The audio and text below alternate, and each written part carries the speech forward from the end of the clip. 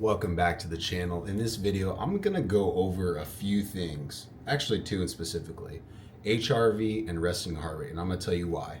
With my training load increasing, so that means the volume, the intensity, everything going up, I have to keep track of the HRV and resting heart rate because those are two huge indicators in how my body's responding and if I need to like back off, recover better, or do everything in between.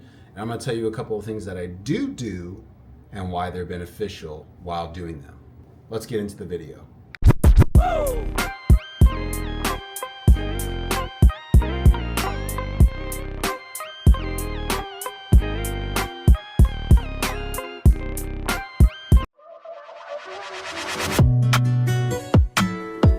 Don't play with it, don't be dishonest. Ay, still not a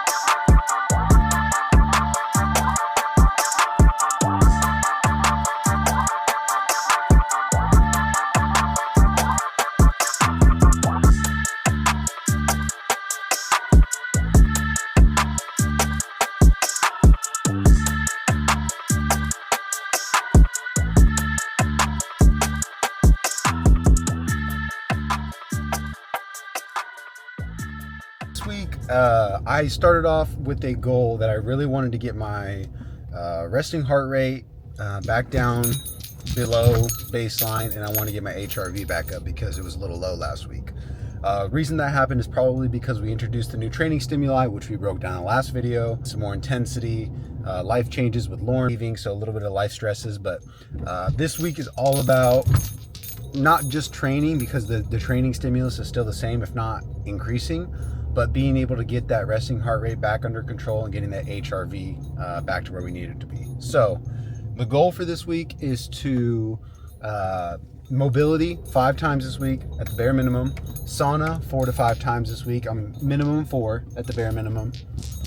And then my goal is to stop eating, so have my like last snack eaten by 6:30. So dinners are probably going to try to be around 5:30. So like today, if I don't get to the gym till later, I will probably eat my dinner on the way to the sauna after the gym, and then I'll come home, shower, and I'll eat my snack, but like done eating, digesting by 6:30.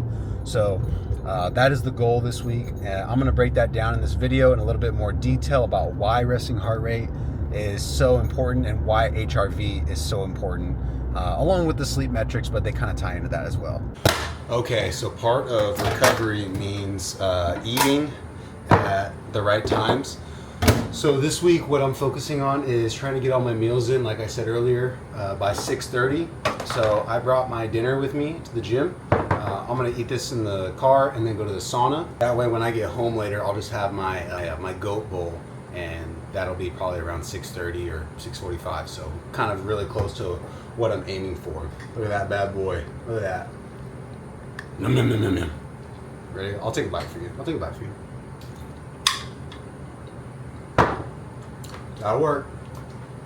That'll work.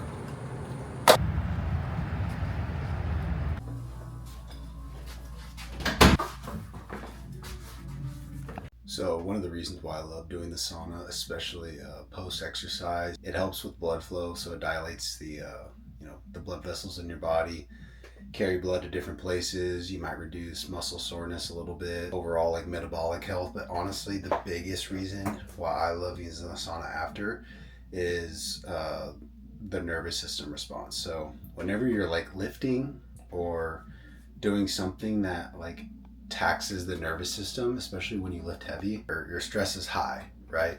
But when you come in here, helps bring that nervous system back down. So that way when you go, at least for me, into the evening, I'm going down with like a calmness. So I when I had the Whoop all the time, and now I wear the Garmin, there's different metrics that it tracks.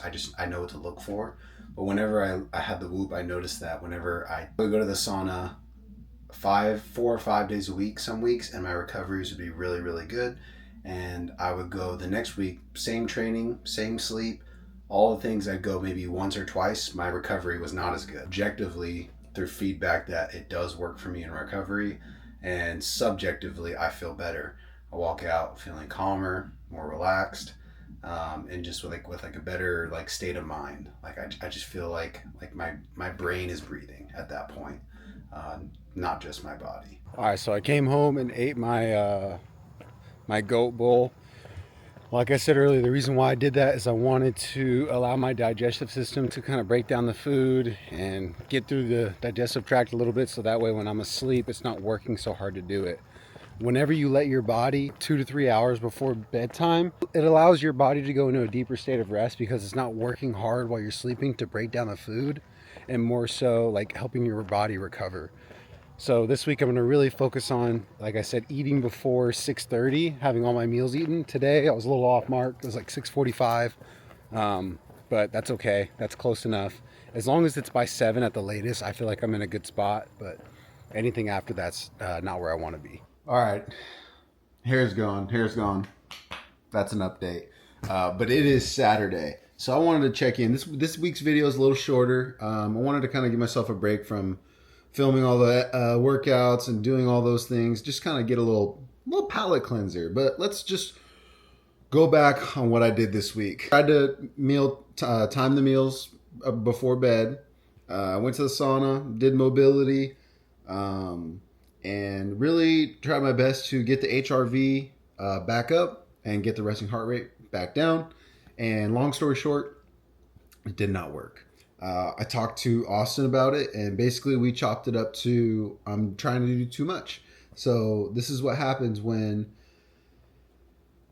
these things are helpful, right? All of these recovery tools, they are helpful, but whenever you put stress on trying to be perfect and executing them, it sometimes can have the adverse effect of not helping you. So I think that's just the point to where we got to.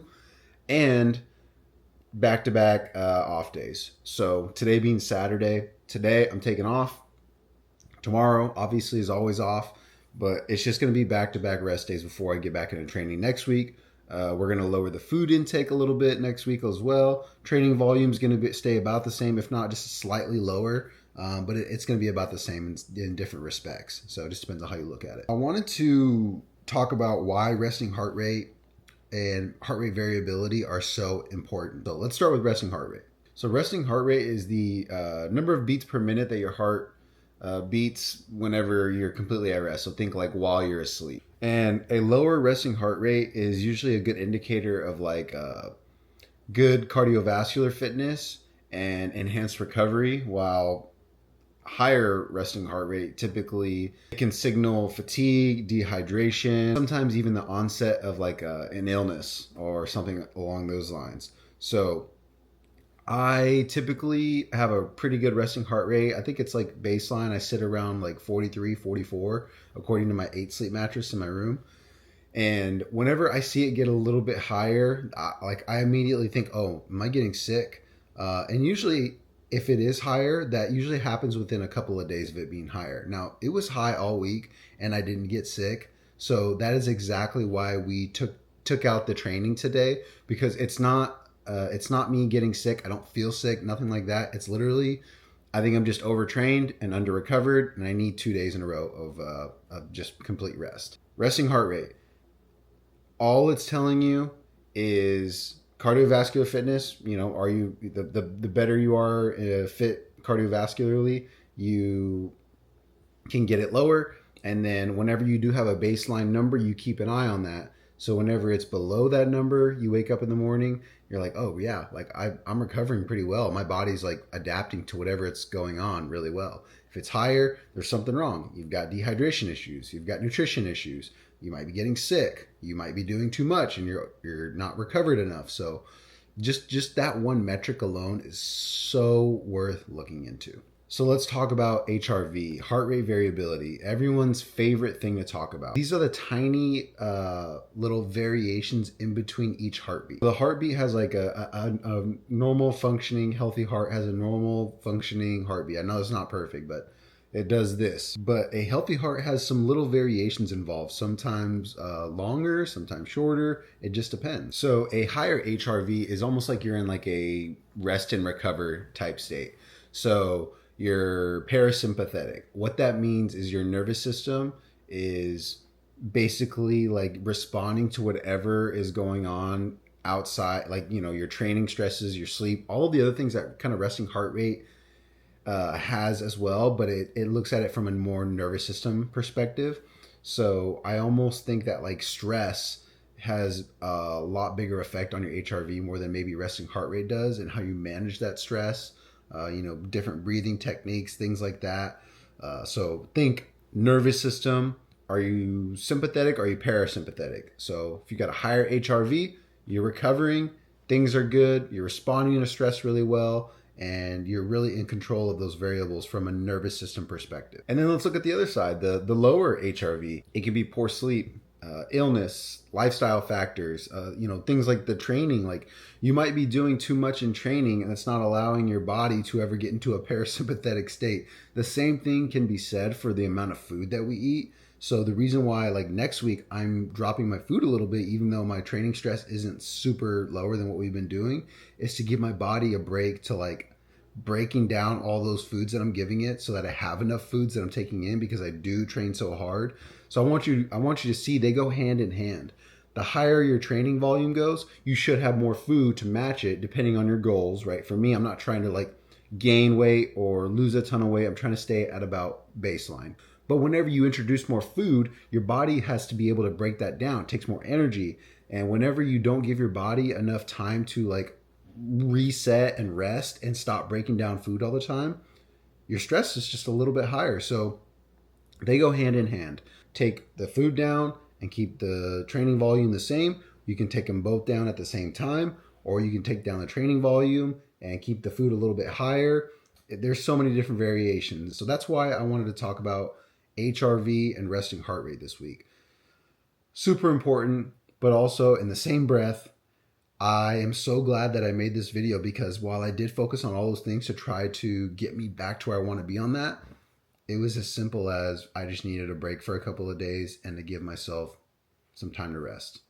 And sometimes you need to be able to go through the, I don't even call it a hardship, but like these days that I just had where like nothing worked, to really understand for next time, if these things aren't working, I know I just need to take a break. And some of you guys are like, well, duh, I would have took a break if I was feeling like that anyways. I know you would have, but that's why you got to stick to a plan, because sometimes I know that the mind does way more for us than we give it credit for. And if we want to be able to achieve our goals, we have to be able to push past some of this uncomfortability, because I've been in this position before and I've pushed past it and it's worked out and I've recovered and I've handled it well. I just didn't do it this time. That's okay.